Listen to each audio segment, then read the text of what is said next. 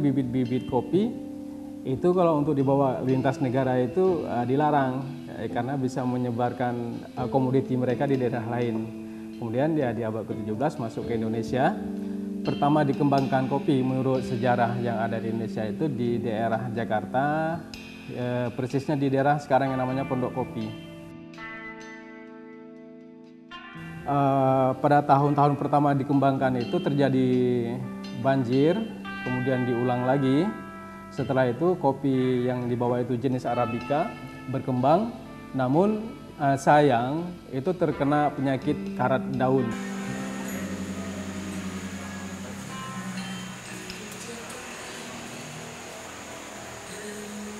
Nggak aneh ngeliat kopi karena kan memang di Curukan di mana-mana kita lihat banyak kebun kopi kayak gitu. Jadi melihat kebun kopi itu sesuatu yang pemandangan yang normal untuk ukuran saya dulu ya kayak gitu.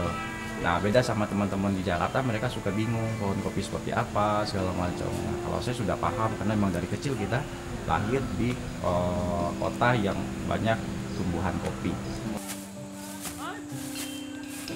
Masuk nggak?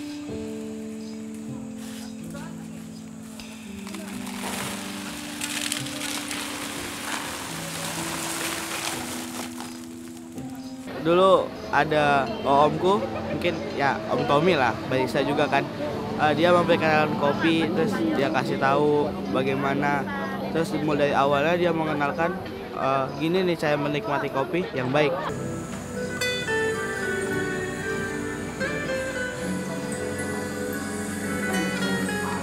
Sebenarnya kalau mengenal kopi waktu di perantauan. Nah waktu itu kan saya kuliah di Jakarta, orang tua selalu kirim kopi. Karena saya nggak bisa minum kopi di sana yang sasetan segala macam kayak gitu.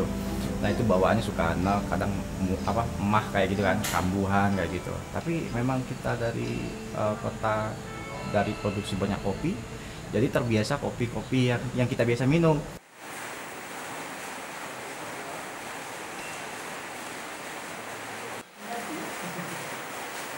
Bengkulu kopi ini sudah sangat melekat ya dengan budaya ngopi. Misalnya di daerah Lembak itu terkenal dengan kata-kata neron gitu. Yuk neron gitu. Jadi ngopi itu udah nggak disebut lagi sebuah budaya karena sudah sangat melekat, aksioma gitu. Misalnya kita ke rumah-rumah penduduk yang ada di daerah sekitar Kota Bengkulu, Lembak ataupun daerah-daerah Rejang sana itu, mereka memberi kopi kita itu enggak sedikit tetapi segelas besar. Kemudian ngobrol sampai kita lupa rasa kopi seperti apa, tiba-tiba habis saja. Hobiku, aku lumayan suka tertarik nih ke kopi kan. Aku bilang sama mama, wah ngapa kita nggak bikin juga kedai kopi tapi yang menggunakan konsep yang di luar sana.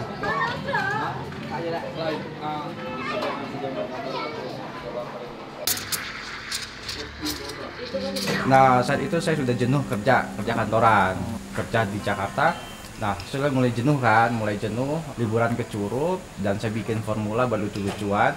Saya lemparlah teman saya yang ada di Amerika Serikat. Nah saya lempar, dapat nggak ini marketnya, saya coba-coba dulu lah kayak gitu. Nah ternyata diterima dan skornya itu 86.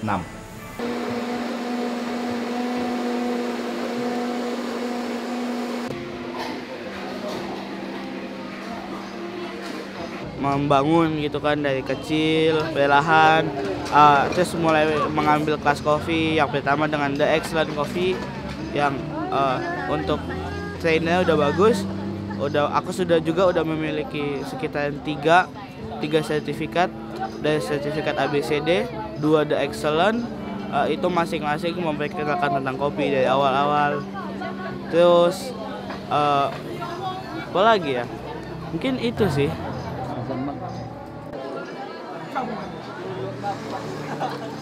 Untuk kopi 86 Arabica itu outstanding, termasuk kategori specialty. Nah dari situ saya dapat kontrak kerja untuk supply sebulan minimum 18 ton biji kopi. Nah dari situ saya pulang, saya resign. Resign dari kantor, saya pulang, saya set up bisnisnya gitu.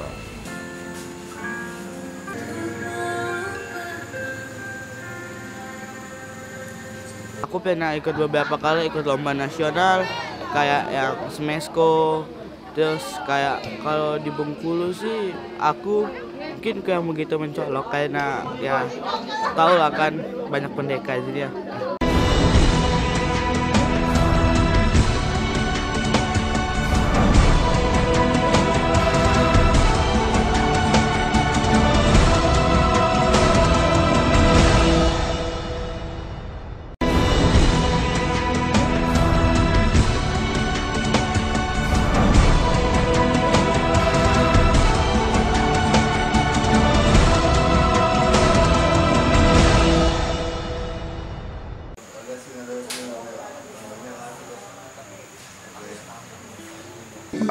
Poin 04, skor tertinggi ya.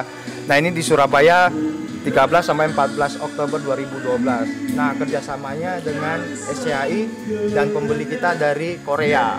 SCAI itu Specialty Coffee Associate of Indonesia. Ini ketuanya Pak Safrudin. Poin 00, 82 ini termasuk kopi kategori specialty dengan. Aku lebih pergi ke Jakarta buat mencari ilmu, terus buat kembali lagi ke Bengkulu terus mengajarkan, memberitahu kepada teman-teman yang ada di sini gini loh untuk dunia kopi di luar, bukan kita di sini cuman menjatuhkan sesama lain atau cuman ngejek kopi A kopi B, dia nggak tahu petani gimana hidup kehidupannya.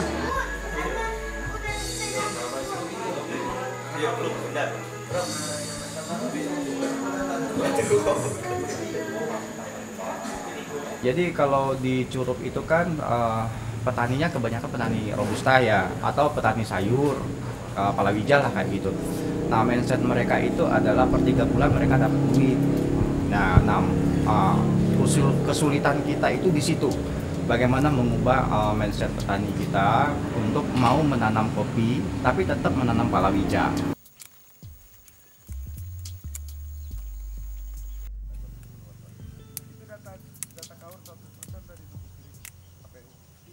Nah itu saya bikin sistem dulu, formula.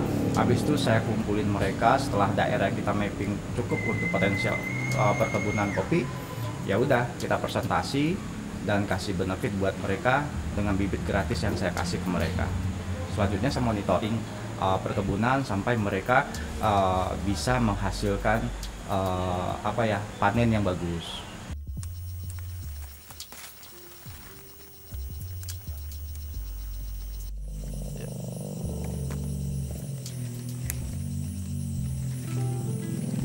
Jadi mereka suka aku cek seminggu sekali gimana waktu buatnya, gimana rasanya. Kalau misalnya salah dikasih tahu gitu kan. Terus kalau kayak tempat, aku bilang kan beberapa kali ada band musik gitu kan. Mereka kayak ngasih musik yang terlalu kenceng, jadi kayak aku kasih tahu sudah mereka turunin biar jadi cozy gitu kan, biar lebih pelan, biar orang-orang bisa ngobrol terus. Kalau misalnya buat pelayanan, aku kasih tahu ke mereka kalau buat serving kopi biasanya lebih enak itu men-serving ini dengan hati.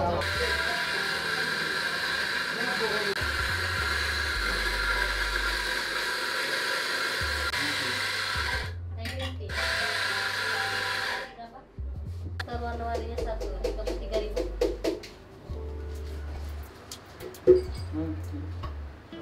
Kopian di Indonesia itu ada semacam wadah secara tidak resmi, ada yang membuat Pemeo sesama pengopi bersaudara, gitu. Sesama pecinta kopi adalah bersaudara, gitu. Untuk sekarang kopi-kopi yang ada di seluruh dunia itu sudah saling bertukar. Di dunia penjualan online ini apapun bisa terjadi. Misalnya kopi Kepahyang, itu kopi Arabica Kepahyang, sudah berkali-kali dikirim sampai ke Eropa, itu tanpa diketahui oleh pemerintah bahwa sudah ekspor.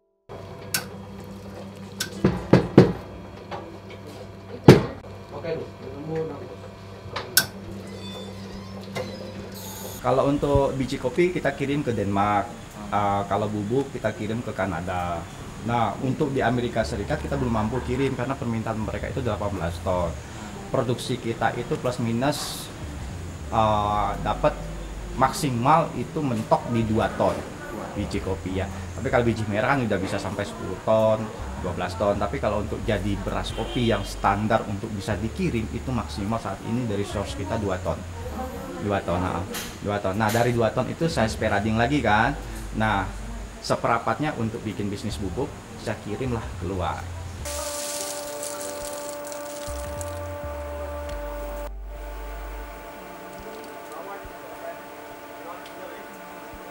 Pernah ikut lomba yang Smesco itu masuk, aku nggak masuk semifinal, tapi untuk di waktu itu aku lawannya kan dewasa, jadi kayak dibayarkan pakai motor gitu kan, pakai LL King sama bawa Mio, terus aku bisa dapat poin gitu kan. Jadi masalahnya di kompetisi itu lumayan berat, musuhnya lawannya itu rata-rata mendapatkan poin kayak 3, aku cuma dapat 2 waktu itu. Terus terus aku ngambil kelas lagi, dalemin lagi. Terus kalau di Bengkulu tuh kayak yang di Bimfest rata-rata aku ikut semua kompetisinya masuk ke semifinal sih, nggak sampai final ya. Banyak kadang-kadang ada masalah teknis juga kan kalau di dunia kopi, kayak alat gitu-gitu lah. Terus setelah itu ya kelas, udah sih mungkin itu kalau track record.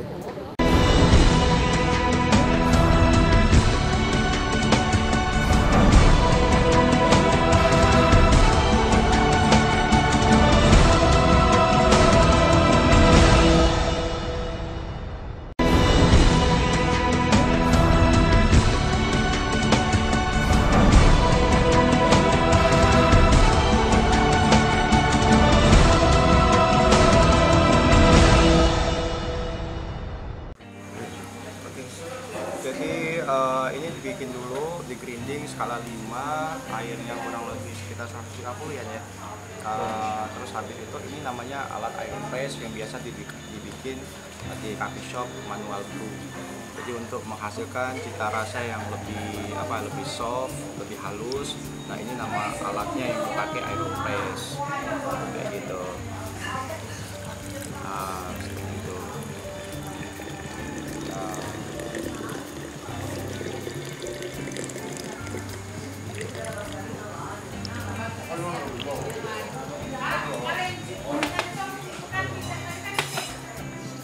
Nah, kopi aeropress ini memang sengaja dibuat model penyaringan yang biasa dipakai, lebih kerasa fruity-nya. Ya. Nah, ini kopi dari Kalau Kabah Mountain Coffee khusus yang untuk coffee shopnya, sebenarnya kita lebih ini ya, memberi edukasi untuk anak muda Curug, karena mereka punya referensi untuk ngopi yang standar yang biasa dipakai di kota-kota besar itu seperti apa, terus cita rasanya seperti apa. Jadi pada saat mereka pergi keluar kota, mereka tidak terlalu ibaratnya minder lah kayak gitu kan.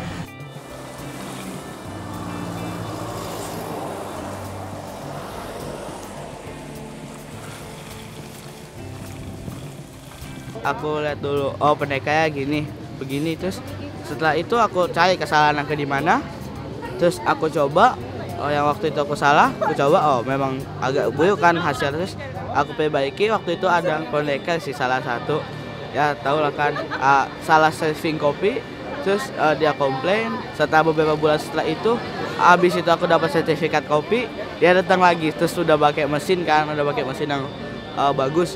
Dia datang lagi, terus dia bilang, wah kok jadi lebih enak nih, terus gini-gini, terus jadi dipuji gitu kan. Jadi ya udah, dari musuh jadi teman.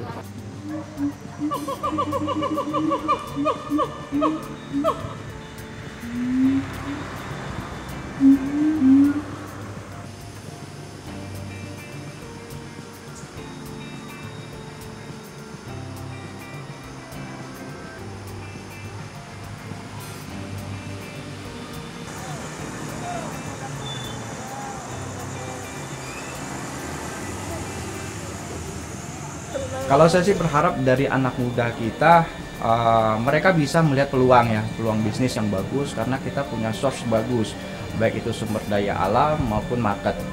Nah, kalau mereka bener jeli-jeli bisa melihat ini peluang, ini kita nggak harus depend kerja. Ibaratnya kan sekarang anak muda kita kan lebih banyak ke pegawai negeri atau apalah kan gitu. Nah, mereka bisa bikin ekonomi kreatif kan. Apa sih yang bisa mereka bisa buka untuk biar kota ini tambah semarak kan, seperti itu. Nah, market itu pasti ada gitu loh. Nah, karena sos kita juga ngedukung, tinggal mereka saja yang mau belajar. Nah, dari Kaba Mountain Coffee inilah kita buka peluang, artinya untuk mereka bisa melihat secara utuh how to bisnisnya.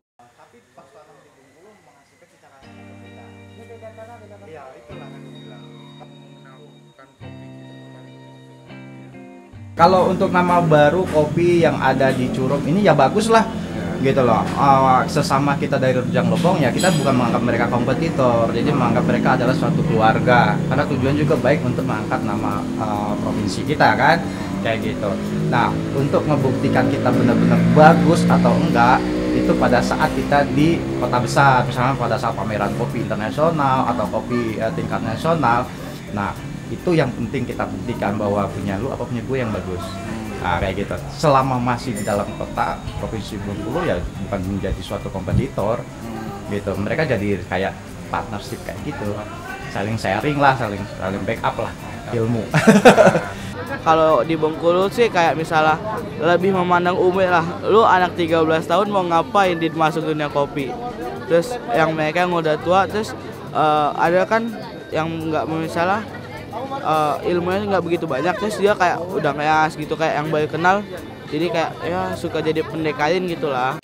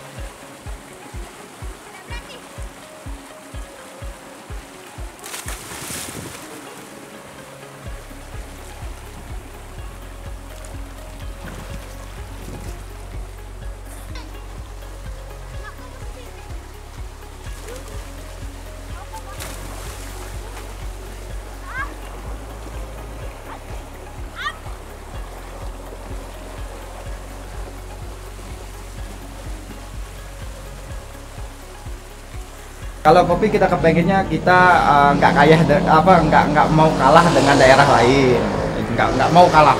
Artinya seperti itu. Jadi kalau di Indonesia ini kita dengar Kintamani kan dari Bali itu kopinya juga bagus. Nah, Aceh itu legend. Nah, sekarang Bengkulu sudah mulai nih, kalau misalnya di pasar-pasar internasional atau di pameran internasional, Bengkulu sudah mulai masuk.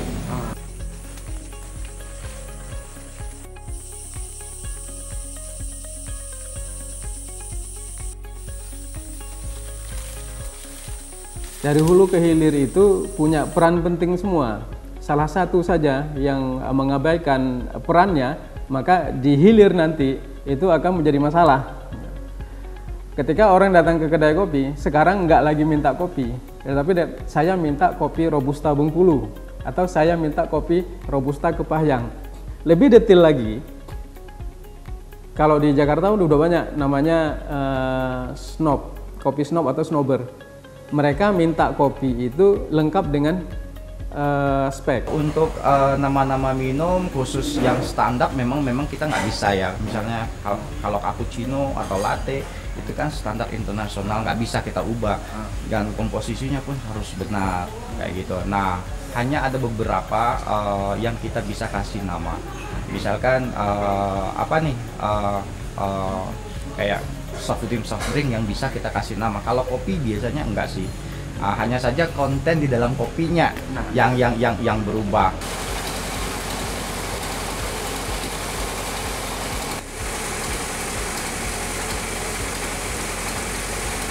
Kalau kayak espresso beso, kalau kayak yang kopi-kopi yang sedang ngetren itu kayak kopi over roasting, jadi ya kan kayak kalau kita nyebutnya menyai. yang kayak pahit banget, overbitter. Aku mau itu yang kopi kita dapat bukan dapat manis dari gula, tapi kita dapat manis dari susu atau dari yang lain gitu. Kan kalau di Bengkulu kalau minum kopi nggak pakai gula, bukan minum kopi, minum obat gitu. Jadi aku sangat-sangat ingin gitu buat naikin kopi, gimana caranya nggak terlalu banyak yang minum kopi pakai gula, tapi banyak yang menikmati ya pakai nggak pakai gula.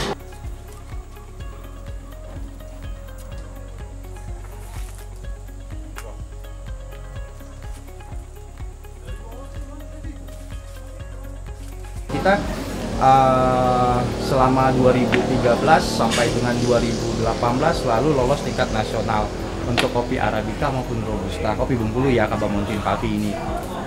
Nah, selanjutnya dibawa sertakan ke pameran dunia melalui SCAA. Nah, itu di Amerika Serikat selama 6 tahun berturut-turut. Jadi artinya kopi Bengkulu ini sangat potensial. Hanya saja mungkin masih harus dibenah itu prosesnya yang benar.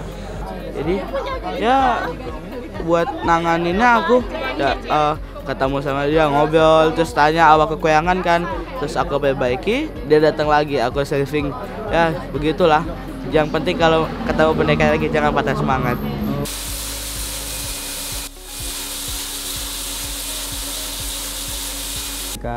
Roaster sampai di kedai. Sekarang yang tercipta di kalangan pecinta kopi, kopi ini sudah menjadi lifestyle, bukan lagi kebutuhan saja. Kalau akar lebih gitu. Iya, apa-apa. Kalau lebih Kopi itu ada dua profil, filter roasting sama buat espresso roasting. Jadi ya kalau misalnya dapat buat filter dimasukin ke espresso mungkin jadinya bakalan hancur di taste-nya kan. Jadi kita harus mendalamin gitu, terus mendalamin setelah mendapatkan itu harus tahu metode seduh apa yang ingin kita gunakan.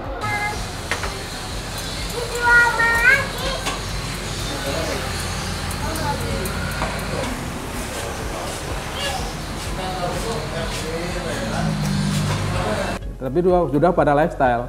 Mereka ada gengsinya kalau nggak ngopi. Mereka gengsi kalau nggak tahu jenis-jenis kopi. Jadi kalau kita ngobrol dengan anak-anak muda pecinta kopi sekarang, itu mereka sudah mulai detail.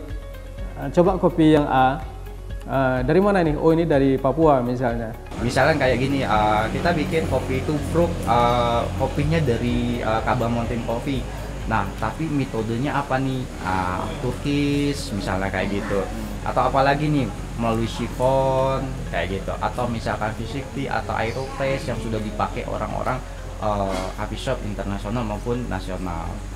Nah, sehingga cita rasa yang didapatkan dari suatu kopi kita itu sama dengan standar yang mereka racik di Jakarta atau di Bandung kayak gitu.